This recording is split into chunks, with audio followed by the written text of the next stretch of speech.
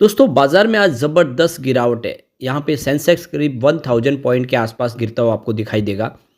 अब इस गिरावट के पीछे कुछ बड़ी वजह है जिसको इस वीडियो के माध्यम से डिस्कस करेंगे। अब आप देख सकते हो कि इस नरमी के माहौल में लोग समझ नहीं पा रहे कि क्या किया जाए। सबसे जो बड़ी बात है कि एफआईडीआई का रुझान बाजार को लेकर इस समय निगेटिव दिख रहा है। सबसे जो बड़ी बात है कि इस समय हमारा जो ट्रेड डेफिसिट है वो यहाँ पे इस समय उलट गया है और इम्पोर्ट लगातार बढ़ रहा है जिसका असर बाज़ार पे निगेटिव देखने को मिल रहा है।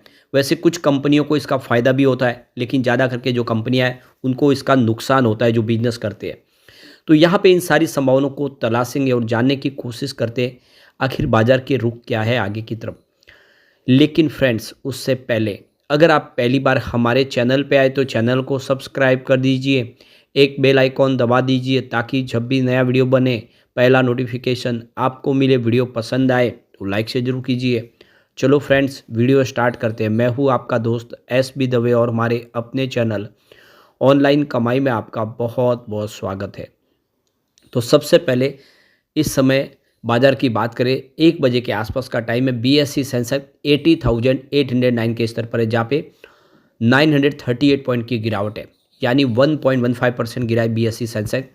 और इंट्राडे में यह 80,718 तक जाके आया, यानी लगभग 1000 पॉइंट की गिरावट। वैसे शुरुआत आज सुबह 200 पॉइंट की गिरावट के साथ हुई थी और जैसे जैसे समय आप देख सकते हो बढ़ा, गिरावट और बढ़ती हुई। बाजार आज पूरे दिन में रिकवर नहीं हुआ है, देख सकते हो कि लेकिन गिरावट हल्की थी सुबह, वो गिरावट ज़्यादा बढ़ गई। और आज स्पेशली गिरावट की बात करें तो ये क्लियरली देख सकते हो कि निफ्टी के बड़े इंडेक्स में गिरावट है। निफ्टी 50 इस समय 24,380 के स्तर पर जहाँ पे 1.17% की गिरावट है और निफ्टी 100 में भी 1.03% की गिरावट है। इसके अलावा अगर आप देखें तो निफ्टी नेक्स्ट 50 में 0.82% की गिरावट है। तो ये लगभग 1% के आसपास की गिरावट आपको देखने को मिलेगी निफ्टी के ऊपर के इंडेक्स में।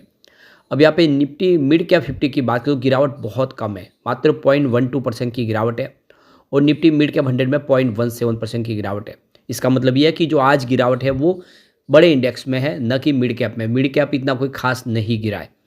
निफ्टी स्मॉल कैप में भी गिरावट बहुत ही कम है। देख सकते हो कि निफ्टी स्मॉल कैप 100 में 0.16% की गिरावट है और इसके अलावा निफ्टी स्मॉल कैप 50 में 0.36% की गिरावट है और निफ्टी स्मॉल कैप 250 इंडेक्स में देखें अगर तो 0.12% की गिरावट है। यानी ओवरऑल आप देखें तो जो मिड कैप और स्मॉल कैप आज बचे हुए गिरावट सारी बड़े इंडेक्स में ही है। जो बड़े लार्ज कैप जो निफ्टी कैप जो बड़े इंडेक्स है जो आप देखें निफ्टी 50 में शामिल है उनमें आज धुलाई हो रही है। और इंडिया वीएक्स इस समय पॉजिटिव है, 4.61 पॉइंट पॉजिटिव है, तो इसका असर देखने को मिल रहा है। अब सेक्टरल इंडेक्स की बात कर ले तो सबसे ज़्यादा गिरावट कहाँ पर है, तो यहाँ पे क्लियरली देख सकते हो कि आपको जो सबसे बड़ी गिरावट दिखाई देगी तो वो निफ्टी पीएसयू बैंक के अंदर है, 1.41% की गिरावट है।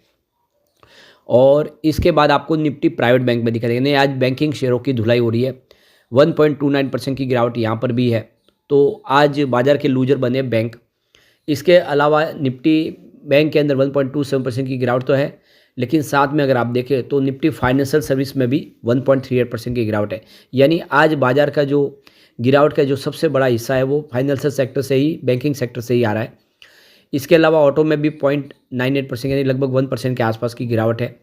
और यहाँ पे देख सकते हो कि आईटी सेक्टर में भी 0.79% की गिरावट है। मेटल इंडेक्स में भी 0.93% यानी लगभग 1% के आसपास की गिरावट है।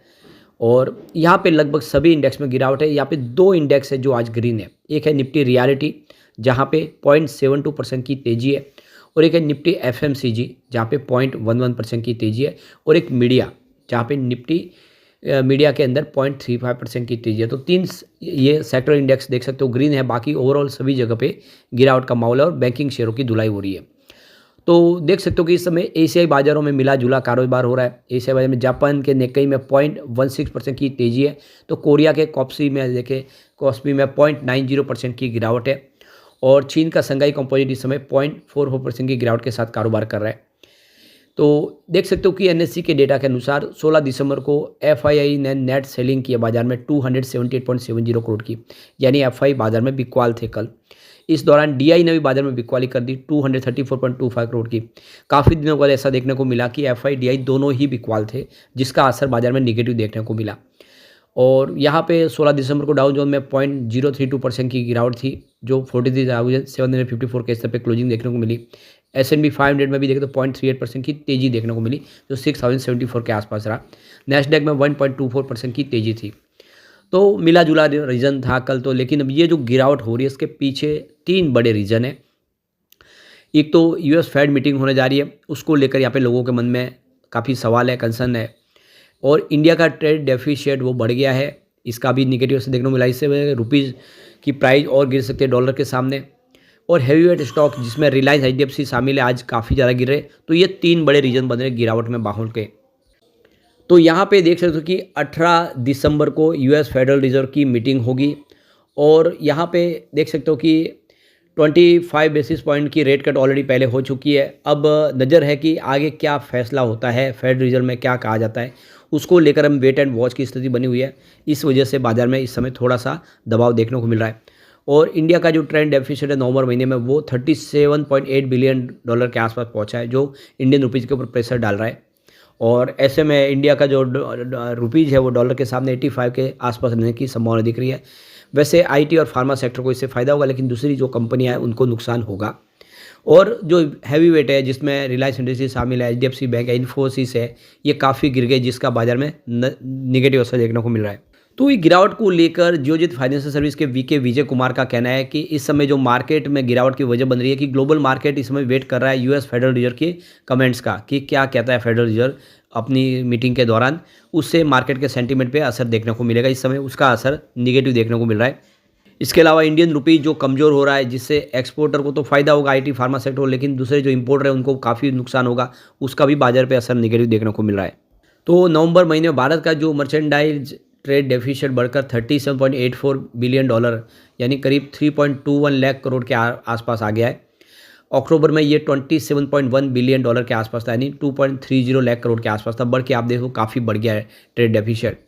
और नवंबर में भारत का जो मर्चेंडाइज एक्सपोर्ट है वो 4.85% घटकर 32.11 बिलियन डॉलर के आसपास आ गया, यानी 2.73 लाख करोड़ के आसपास आ गया है। और जो इंपोर्ट है वो 27.04% बढ़कर 69.95 बिलियन डॉलर तक पहुंच गया, यानी करीब 5.94 लाख करोड़ तक पहुंच गया। यानी एक्सपोर्ट इंपोर्ट में बहुत ज़्यादा फर्क आ गया है और ये बाजार के लिए एक शुभ संकेत नहीं है। अक्टूबर में यह एक्सपोर्ट 39.2 बिलियन डॉलर के आसपास था, 3.33 लाख करोड़ के आसपास था। और इंपोर्ट 66.34 लाख करोड़ के बिलियन डॉलर के आसपास था, यानी 5.63 लाख करोड़ के आसपास था। तो ये एक बड़ा असर बना है। अप्रैल से नवंबर के दौरान भारत के मर्चेंडाइज एक्सपोर्ट में पिछले साल के अप्रैल नवंबर की तुलना में 2.17% की बढ़ोतरी देखने को मिली है, जबकि इंपोर्ट 8.35% बढ़ गया, जिसके चलते देश का व्यापार घाटा बढ़ गया है। तो ट्रेड डेफिसिट में आप देखो कि इंपोर्ट करने वाला जो है वो ज़्यादा पोर्शन हो जाता है और एक्सपोर्ट कम हो जाता है, तब उसको जो वैल्यूशन देश की वो बिगड़ जाती है। और आप देख सकते हो कि जितना ज़्यादा ट्रेड डेफिसिट होगा और जो हमारा इंपोर्ट बढ़ेगा तो हमारे रुपए की हालत और ख़राब होगी, जिसको व्यापार घाटा कहते हैं। ऐसी स्थिति में जो भारत का पैसा विदेशों में चला जाता है। तो ये जो इस समय मार्केट के सेंटीमेंट का सबसे बड़ा जो असर है वो अदानी अंबानी पे भी पड़ा है। अदानी और अंबानी देख सकते हो कि एलिट सेंटी बिलियनियर क्लब से बाहर हो गए। दोनों की जो नेटवर्थ है 100 बिलियन डॉलर से नीचे पहुंच गई है और दोनों ही उस लिस्ट से बाहर आ गए। तो देख सकते हो कि यहाँ पे एलिट सेंटी जो एक बिलियनियर क्लब जो बना हुआ है, उस क्लब से इनको बाहर का रास्ता देखना पड़ा, क्योंकि उनका जो मार्केट कैप है वो कम हो गया है। तो ये जो क्लब है ये 100 बिलियन डॉलर से ज़्यादा के नेटवर्थ वालों के लिए है, उसमें दोनों को जगह नहीं है। लेकिन अगर इंडिया के टॉप 20 अमीरों की संपत्ति की बात करें तो 2024 में वो 67.2 बिलियन डॉलर तक बढ़ी है। और जिन लोगों की संपत्ति ज़्यादा बढ़ी है उनमें IT tycoon Shiv Nadar 10.8 billion dollar, Savitri Jindal जिनकी 10.1 बिलियन डॉलर शामिल है। तो देख सकते हो कि अंबानी की संपत्ति कम हुई है और देख सकते हो उनकी जो रिटेल और एनर्जी डिवीजन का परफॉर्मेंस ख़राब रहा, जिसका असर देखने को मिला। और अंबानी की नेटवर्थ भी देख सकते हो 128 बिलियन डॉलर से घटकर 96.7 बिलियन डॉलर के आसपास आ गई है। फिलहाल दोनों टॉप 20 अमीरों में स्थान में उनका है 17वां और 19वां स्थान है। पहले नंबर पे एलोन मस्क है टेस्ला वाले, जेफ बेजोस नंबर 2 पे है अमेजन के, मार्क जुकरबर्ग मेटा के नंबर 3 पे है, लैरी एलिसन ओरेकल के नंबर 4 पर। इसके अलावा बर्नार्ड अर्नल्ट नंबर 5 पे है LVMH, और 6 नंबर पे लैरी पेज है गूगल के, 7 नंबर पे बिल गेट्स जो माइक्रोसॉफ्ट के ओनर है, फिर 8 नंबर पे सर्गी ब्रिन गूगल के, और 9 पे स्टीव बालोमर माइक्रोसॉफ्ट के, 10वें पे वॉरेन बफे बर्कशायर हैथवे के, और 17वें नंबर पे मुकेश अंबानी है और गौतम अदानी 19वें नंबर पर है। इसके बीच में एक राहत भरी खबर निकल कर आई है कि नवंबर महीने में देख सकते हो कि जो होलसेल इंडेक्स है उसमें 1.89% की देख सकते हो कि महंगाई के दर में कमी आई है। तो ये एक राहत ज़रूर मिली है, महंगाई कम हुई है होलसेल बाज़ार में। नवंबर महीने में 1.89% पर आ गई महंगाई दर, जो अक्टूबर में थोक महंगाई दर 2.36% के आसपास थी। तो सब्जी और खाने-पीने की जो चीज़ें उसके दाम घटने की वजह से इसका असर देखने को मिला है। आप देखें तो अप्रैल में ये 1.26% थी महंगाई दर, जो मई में बढ़ के 2.61% हो गई और जून में ये 3.36% तक पहुंच गई थी। जुलाई में फिर से कम होकर 2.04% पर आई थी। अगस्त में और कम होते हुए 1.31% तक पहुंची और सितंबर में वापस बढ़ के 1.84% पर पहुंच गई थी। अक्टूबर में काफ़ी बढ़ के 2.36% तक चली गई थी। इस बार नवंबर में 1.89% पर आ गए। ये थोड़ी सी आप देखें राहत जरूर मिली है। ओवरऑल बाजार के सेंटीमेंट अभी ग्लोबल मार्केट के ऊपर इस समय पूरे डिपेंडेंट है। और जैसे फेड से जो मीटिंग का जो फैसला आएगा उसके बाद में आगे की संभावना बन सकती है। लेकिन फ्रेंड्स, कोई भी इन्वेस्टमेंट करने से पहले अपने फाइनेंशियल एडवाइजर से एडवाइस ले ले या अपना खुद का रिसर्च करें, क्योंकि मैंने वीडियो आपके एजुकेशनल पर्पज़ के लिए ही बनाए। वीडियो पसंद आए तो लाइक से जरूर कीजिए और चैनल को सब्सक्राइब कर दीजिए। Thank you friends.